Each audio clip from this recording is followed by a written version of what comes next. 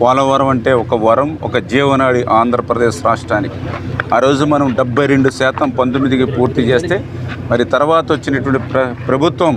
మరి ఈ యొక్క పోలవరాన్ని పూర్తి చేయకపోవడం పోగా మరి ఈ పోలవరం ప్రాజెక్టుని ఏ మాదిరిగా విధ్వంసానికి గురి చేసిందో మొన్ననే చంద్రబాబు నాయుడు గారు మన ముఖ్యమంత్రిగా ప్రమాణ స్వీకారం చేసిన తర్వాత ఈ ప్రాజెక్టు సందర్శనకు వచ్చినప్పుడు మేము కూడా కళ్ళారా చూసినటువంటి పరిస్థితి. అందులో పర్టికులర్గా డయాఫ్రమ్ వాల్ ఆ రోజు 18 నెలలు శ్రమించి ఆ రోజు మనం పూర్తి చేస్తే 430 కోట్ల రూపాయలతోటి మరి ఆ డయాఫ్రమ్ వాల్ని ఏ రకంగా గత ప్రభుత్వం ధ్వంసం చేసిందో. ఎందుకంటే ఈ మాట నేను కాదు చెప్తా, సాక్షాత్తు ఐఐటి హైదరాబాద్ నిపుణులు చెప్పారు.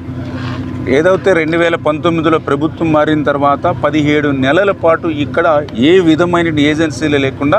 ఉన్నటువంటి పని చేసేటువంటి ఏజెన్సీలన్నింటినీ కూడా రివర్స్ టెండరింగ్ పేరు చెప్పి ఏదైతే రద్దు చేసేసారో, ఇక్కడ ఉన్నటువంటి ఎక్స్పీరియన్స్ అధికారులు ఎవరైతే ఉన్నారో వాళ్ళందరినీ కూడా బయటికి మరి పంపించేశారో 17 నెలలు ఇక్కడ ఏ విధమైనటువంటి పనులు లేక నిలిచిపోవడంతో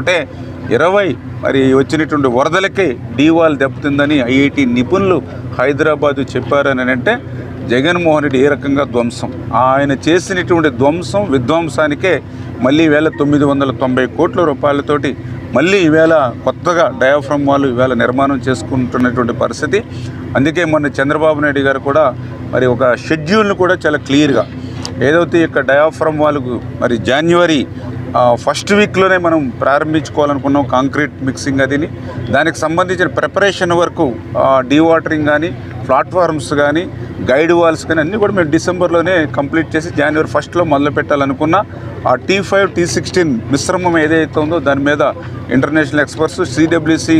వాళ్ళు కూడా కోఆర్డినేట్ చేసుకుని ఫైనల్గా T16 మనకి ఏదైతే ఆమోదింపు చేసి ఇచ్చారో దాంతో ఈ 3rd వీక్లో మనం ఆ డీవాల్ పనులు ముమ్మరంగా సాగుతూ ఉన్నాయి. మరి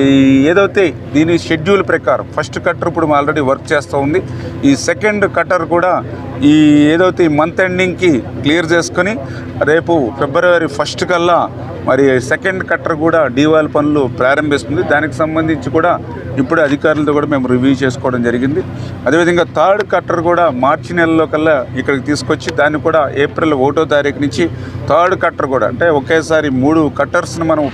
పనిచేయించుకోవడం ద్వారా ఈ యొక్క డయాఫ్రమ్ వాళ్ళు నిర్మాణం సమయాన్ని కొంచెం తగ్గించుకునేటువంటి విధంగా ప్లాన్ చేసుకున్నాం. అందుకే ఏదైతే బావర్ కంపెనీ